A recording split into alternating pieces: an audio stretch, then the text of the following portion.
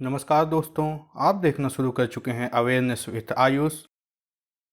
आज के इस वीडियो में हम जानेंगे कि भारतीय नौसेना या इंडियन नेवी का झंडा क्यों बदला गया और आज से पहले यह कितनी बार बदला जा चुका है और नए फ्लैग की विशेषताएं क्या हैं।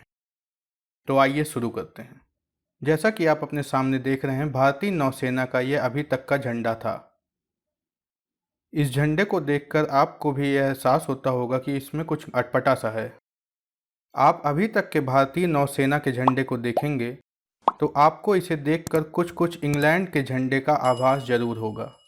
इसमें जो आप क्रॉस देख रहे हैं, ये इंग्लैंड के झंडे का ही क्रॉस है, जिसे सेंट जॉर्ज क्रॉस कहते हैं। सेंट जॉर्ज इंग्लैंड में वो सेंट थे जिनको जेरूसलम को इस्लामिक रूल से आज़ाद कराने के लिए इंग्लैंड में याद किया जाता है। और इंग्लैंड के फ्लैग में ये दिखने वाला क्रॉस सेंट जॉर्ज के ही फ्लैग से लिया गया है। भारतीय नौसेना के अभी तक के झंडे को देखकर आपको भी यह लगता होगा कि हमको आज़ादी के 75 साल हो जाने के बाद भी गुलामी के इन सबूतों को ढोना पड़ रहा है। सेंट जॉर्ज क्रॉस इंग्लैंड के झंडे में है क्योंकि वो इंग्लैंड का इतिहास है, लेकिन ये भारत के नौसेना के झंडे में आज़ादी के 75 साल बाद भी क्यों है, इसको लेकर तथ्य समझ में नहीं आते हैं। क्योंकि सेंट जॉर्ज क्रॉस का इतिहास इंग्लैंड से रिलेटेड है, इंडिया से उसका कोई भी मतलब नहीं है। ऊपर से ये क्रॉस का निशान हमें गुलामी की भी याद दिलाता है। अगर हम आज़ादी के समय से अभी तक यानी कि 2022 तक भारत के नौसेना के झंडे को देखें तो उसका इवोल्यूशन कुछ इस प्रकार था। 1947 में जब भारत आज़ाद हुआ तब अंग्रेज भारत छोड़कर जा रहे थे।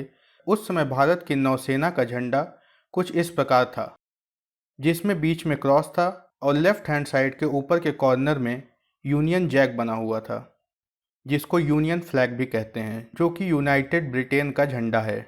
उसके बाद 1950 में यूनियन जैक को हटाकर यहाँ पर भारत का तिरंगा उसकी जगह लगा दिया गया और ये झंडा 1950 से 2001 तक चला।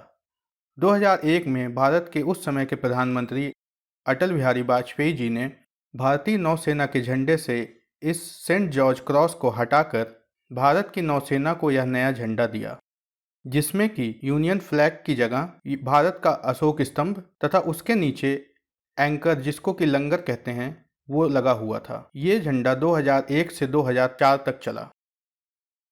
2004 में यूपीए की गवर्नमेंट आने के बाद उन्होंने वापस पुराना झंडा रिस्टोर कर दिया, लेकिन उसमें बीच में अशोक स्तंभ को लगा दिया गया, जो कि 2001 से 2004 वाले झंडे में था। 2004 से 2014 तक भारतीय नौसेना में यही झंडा यूज किया गया। 2014 से भारत के प्रधानमंत्री नरेंद्र मोदी के बनने के बाद भी 2022 तक यही झंडा अभी तक भारतीय नौसेना का झंडा था। पुराने झंडे को रिस्टोर करने के पीछे यूपीए गवर्नमेंट तथा नौसेना ने ये तर्क दिया, ये नौसेना को हमारे गौरवान्वित इतिहास की याद दिलाता है। जैसा कि उस समय तक की सबसे बड़ी लड़ाई नौसेना के द्वारा जो लड़ी गई थी वो 1971 में भारत और पाकिस्तान के बीच का युद्ध था, जिसमें भारत ने बांग्लादेश को आज़ाद किया था। 1971 की भारत पाकिस्तान की लड़ाई में आईएनएस विक्रांत ने पाकिस्तान की भेजी हुई पनडुब्बी पीएनएस गाजी को बुरी तरह ध्वस्त कर दिया था। ये आर्गुमेंट लगता तो सही है, लेकिन फिर भी मन में एक कसक जरूर रहती है कि भारत के नौसेना के झंडे में ये क्रॉस का निशान अभी तक क्यों यूज किया जा रहा है।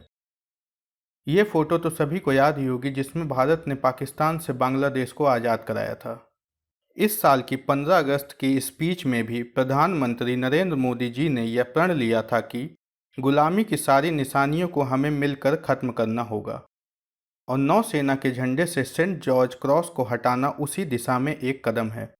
क्योंकि हम माने या ना माने, इस झंडे को देखने के बाद हमें भारत की गुलामी की याद आती है। आज के दिन 2 सितंबर 2022 को भारतीय नौसेना को नया इंसाइन या नया फ्लैग प्रदान किया गया।